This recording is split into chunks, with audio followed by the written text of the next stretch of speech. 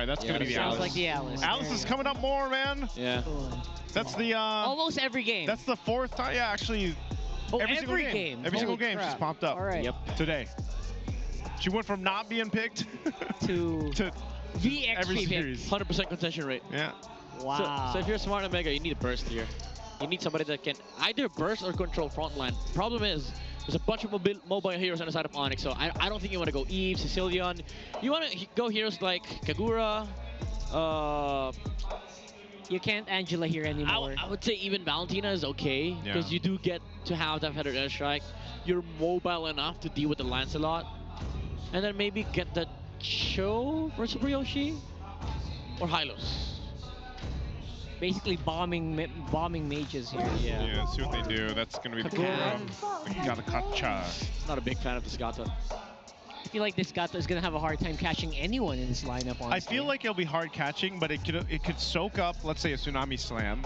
Yeah. You could potentially AOG jump into the back line. There's an Obsidia. You were asking for this earlier at midnight. Thank you. The counter. The Gata will serve its purpose to allow the Fred and the Lapu to move, and then they just hope that there's some damage burst from the Kagura or the Wanwan. Yeah, it's gonna.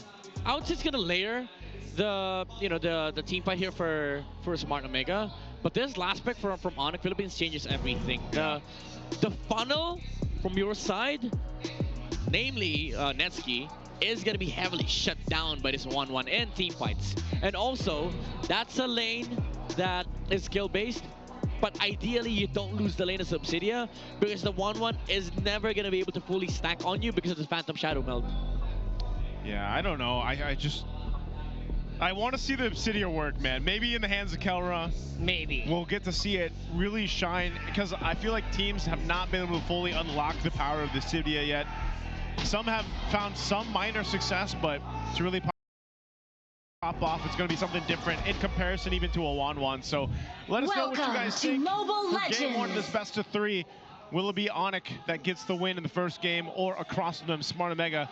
Again, we saw the conditions for Smart Omega to get to the playoffs. They got to win either this against ONIC or Aurora to make it there. So we'll see if they can get the start they need in game 1. Dude, it's so fun seeing mages try to hide themselves in the middle lane. Just put yourself in front of mid lane, because either way you're gonna be seen by the tank. Yeah. So they're gonna get the golden XP, and now because of that, Haji can't even clear against the Kalea and the Farsa. Now ONIC gets superior, river rotations, but King Kong moving towards mid lane too. This is surprising. Usually he goes for the greedy route, but he wants to invade. Yeah, he's going to go actually this early on, too. I guess confident enough that you've got a Kalea to go ahead and tank some up, but also heal you up. Dude, this is disgusting. He had to, actually, no, he didn't even retreat, but Kirk was attempting to steal the Kramer on the bot side. Oh, whoa. Oh, could have been really bad here. Super Friends does not have the feathered airstrike yet, so there's no major changes. The most interesting part here maybe is this going to be the Skull lane. Yeah. Where I wonder when Kelra's going to go ham, go Kelra mode. You know how Filipino savage things just happen? I mean, he's already winning the lane. You know, he's already, like, putting pressure. Like, Netsuki even burned the battle spell earlier on. Is that to be expected, though? I guess for the Subsidia, in the matchup. Yeah. Look at that bone. That's a winning matchup for Kelra. He even missed one minion just to put pressure onto the 1-1. Just so that he can deny a little bit. Yes. Because the thing is, you effectively become a problem level 4, and the 1-1 can't even deal with that because he can't double lane. Yeah. Exactly. He's going to be stuck there a lot. There's a knockup for Brusco. Again, no Tsunami Slam quite yet. So we're all waiting for that, but they are getting pumped up. They're getting warmed up for Turtle number 1 here. Yeah, Haji's in position though. So is James. We'll see how ONIC responds to this. They're gonna go ahead and grab the buff that they need. Ryzen will be fine. They're gonna have to face this one off. Super Yoshi gets his level 4 too. I'm not sure if they actually are gonna have time for Ryzen to get his purple, but they're just gonna go for this turtle. ONIC will pressure them. Let's see. Oh.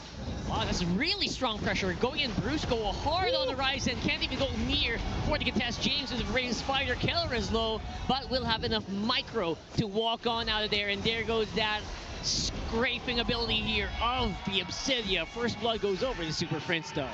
Yeah, ONIC Philippines had good turtle setup. Ryzen was delayed heavily because of the early game invasion, and Brusco just providing enough control on the front line. Good AOG coming out from Super Yoshi, though blocked the Hunt of Bone coming out from Kellera. He had to flicker out, where overall ONIC was the winner of that fight. He was able to get the turtle on King Kong. Wow. Oh, speaking of James, man, Bravest Fire 2v1. He is doing some pretty good micro, but not going to be enough to play around in Alice and the Farsa. Super Prince, I like to call that the athletic flicker. Yeah. Survives with barely any mana too. So, but oh, it's another Cursed Helmet build on Kirk. Yeah. With Alice. Is that just the default right now? I mean, Is it for the hybrid? This time around, there's 3 melee heroes on the side of Smart Omega. This is the greedy build. Yeah, that's a greedy, yes.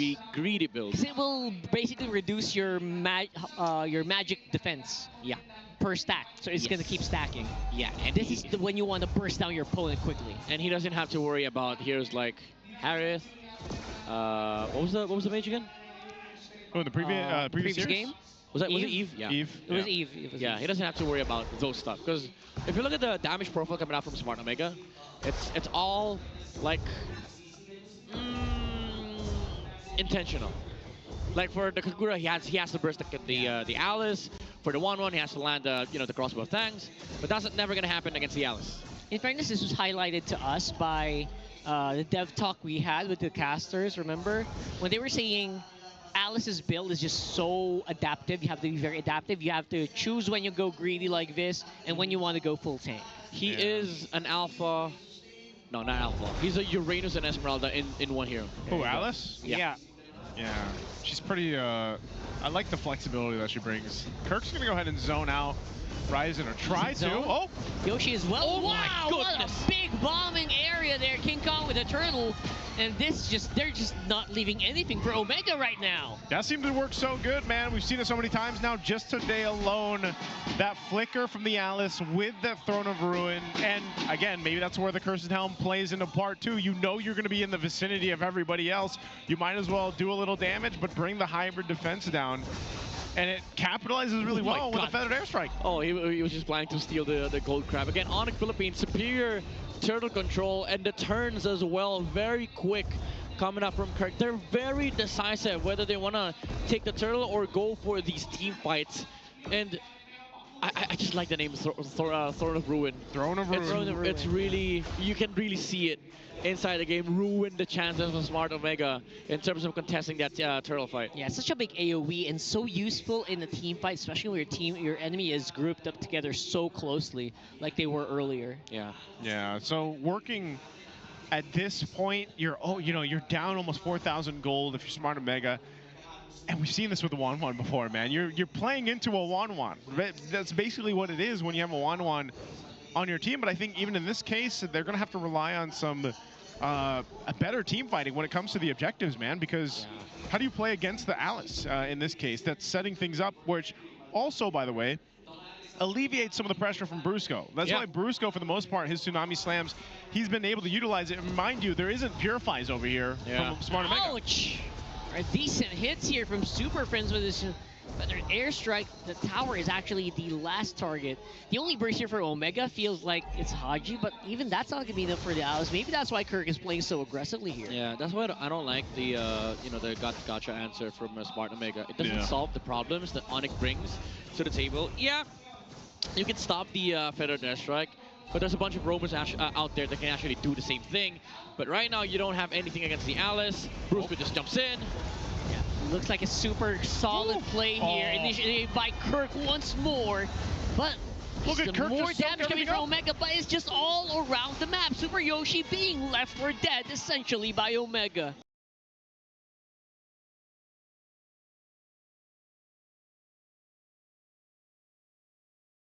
Man, look at Kurt. All he has to do is walk in circles. Yeah. And no one can go past him. Walk in ulti, that's all. Yeah, that's the Alice 1-1 matchup. You don't really care about getting stacked at all. Ouch. Ouchie. Man, Kellera is starting to get enabled here. Longest Obsidian Tower not even going to last for long. Ryzen in front.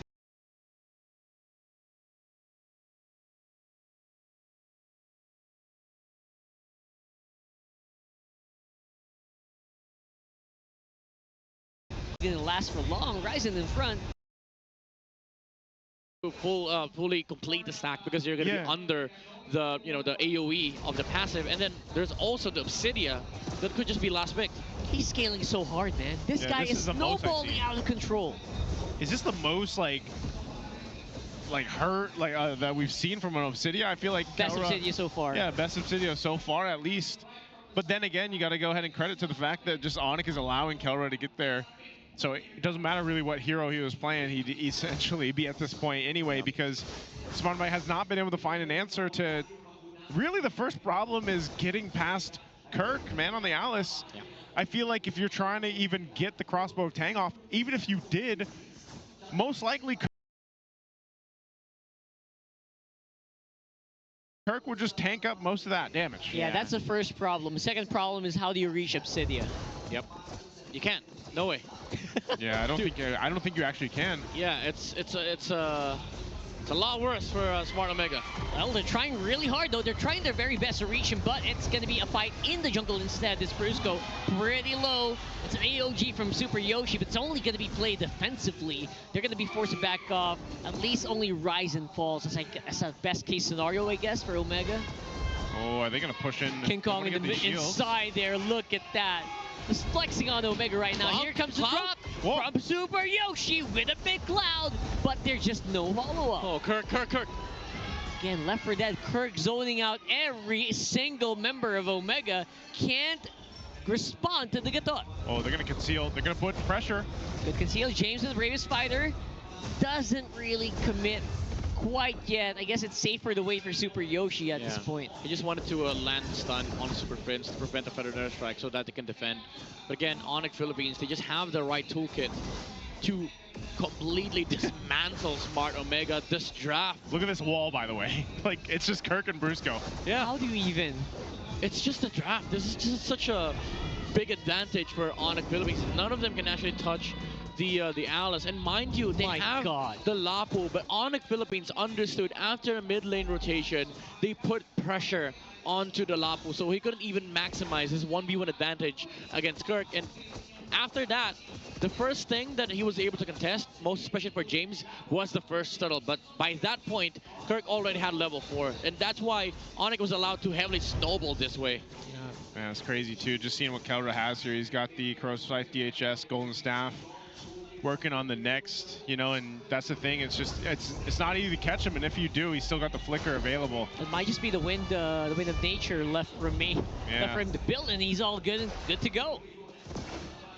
Man, so this Obsidia seems to be playing the part, but more so just the amount of firepower. There's a Tsunami Slam. Okay, pressing play here.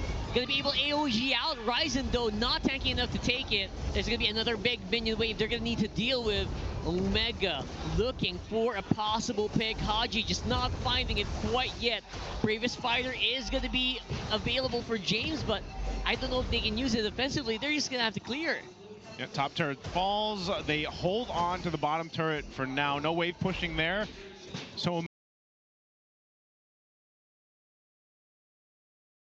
Omega will lose 2 base turrets, hold on to 1. I don't know if ONIC wants to go for more. They're 11,000 gold ahead. Brusco's got the Tsunami Slam and the Flicker.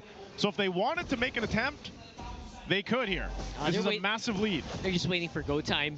They're waiting for someone to make a bad move. King Kong, though, thinks he wants to make it happen. Tsunami Slam to Super Yoshi with the Flicker out by Brusco. Was that trap? And here comes Kelra with the hunt. Not going to be able to get anyone locked in. And it's pretty decent defense by Omega this time around. I mean, at this point, ONIC's just playing with their food. They just want to take down the bot side tower. Even with a Feathered Airstrike from Super Friends wasn't enough because James had to use the Flicker, but now they don't have that anymore for the side of Smart Omega. Okay, big cloud engage here. Super Yoshi has been proven to not take it. Wow, oh my goodness. King Kong is starting to hit like a truck too. Playing out Haji, one combo could have taken him out, but he's gonna be able to dash on out of there. Brusco with good backup from the backside. It's gonna be a reset. I'm actually surprised that Smart Omega held on to that base turret still too, keeping ONIC at bay, 11,000 gold behind. So ONIC might have just been trying to push the limits there, but ultimately they don't accomplish what they wanted to. Yeah. So they're gonna have to wait for this Lord to come up in about 15, but I think even then, Omega might just go for one last ditch effort for this game because it's just so scaled in favor of ONIC right now. Yeah. Also, you have to think about how they want to position themselves in the fight. If Kelra finds the 1-1, that's about it, because he could just destroy Netsky in under 2 seconds. That's the amount of damage. That's the capacity of what the Obsidian can do in a team fight. Look at Super Yoshi. Gets melted down to half HP. Oh, and I know Super Yoshi not really gonna be lasting long here, even with the revitalized. Ooh, there's the throne activated by Kirk. Bone already used as well. Haji falls.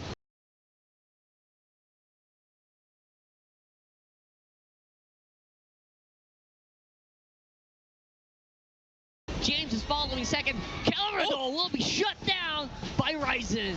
Oh, Chasing it on. Energy Eruption to slow down King Kong and Kirk, but they're still chasing dodge onto the Phantom. Execute. But it's Netsky all alone against 4 remaining members of ONIC with a 10K gold lead. Yeah, that should be it.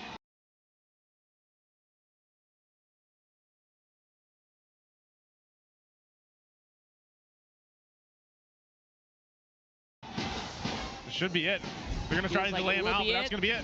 Nice delay from Netsky, but it's not going to be enough. A massive advantage for ONIC will push them into game number 1 victory. And ONIC, a dominant game 1.